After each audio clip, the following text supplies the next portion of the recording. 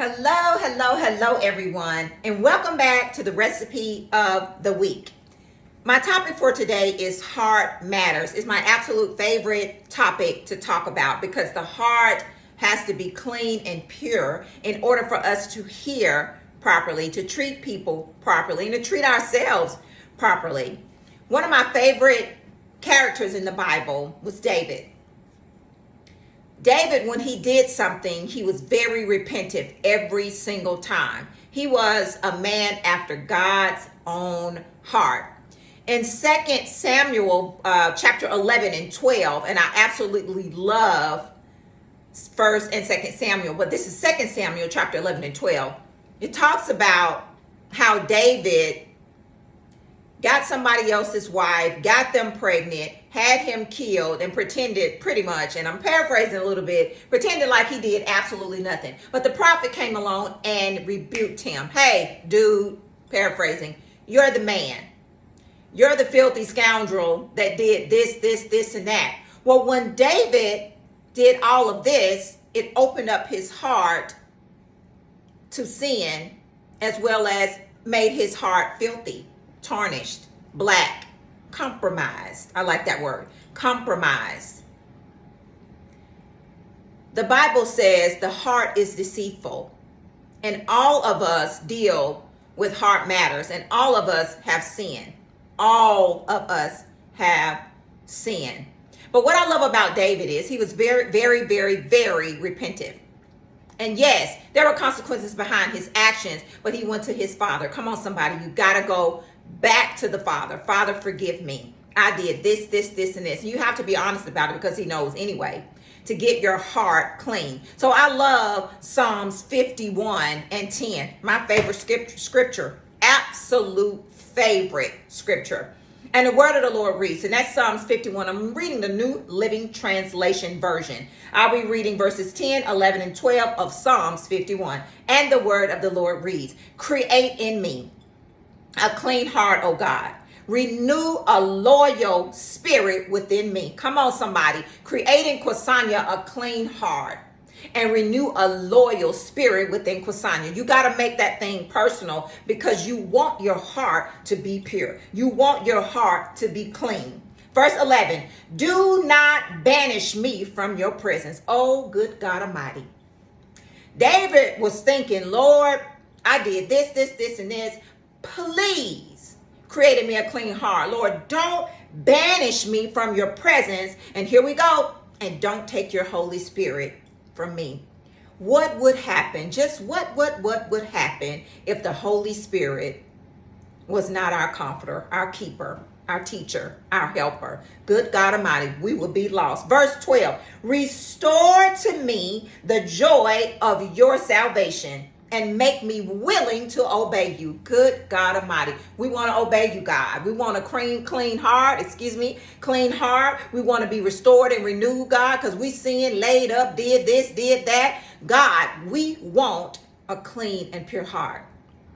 And David says at the end, to make me willing to obey you. David did this, and this, but David wanted his heart to be clean. He wanted his heart to be clean. And that's how I am today. I want my heart to be clean at all times because I want to love God's people in spite of. Again, I want to love God's people in spite of. I want to hear the Lord when he's talking. I want to be aware. I want to see him because sin, darkness, it causes your heart to be tarnished and you're all foggy. So David knew what to do. David said, create in me a clean heart, O God. Renew a loyal spirit within me. Do not banish me from your presence and don't take your Holy Spirit from me. Restore to me the joy of your salvation and make me willing to obey. So that word create says to bring something to existence because it's not there. Some synonyms are design, make, generate, produce. That word renew says to restore, refresh, make like new. Some synonyms are come back, to reestablish. The word restore, and God, we want to be restored, means to bring back, reinstate. My God, reinstate our hearts, God. Reinstate our hearts. Some synonyms are put back. There are some times where depression hits because the heart is not right. And when the heart has been tarnished or compromised, it opens you up to more things. Let me say that again. It opens you up to other things, and it causes other things to be out of sync. But we want to be in sync with the Father.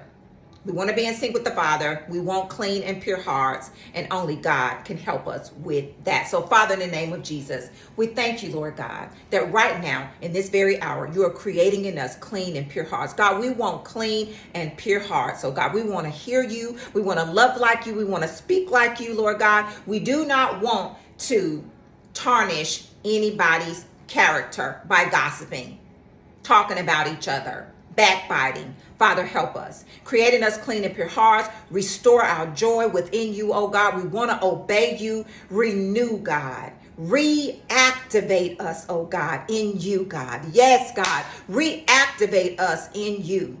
God, we thank you that even now, even right in this very moment, you are delivering us and causing us to realign back to where you are. Father, we want to obey and we will obey. We thank you. We love you. We honor you. You are our God, Lord God. You did it for David. We know you're going to do it for us. You are no respecter person.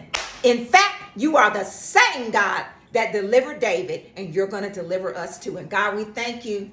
And God, we honor you. We honor you. And we thank you in Jesus' name.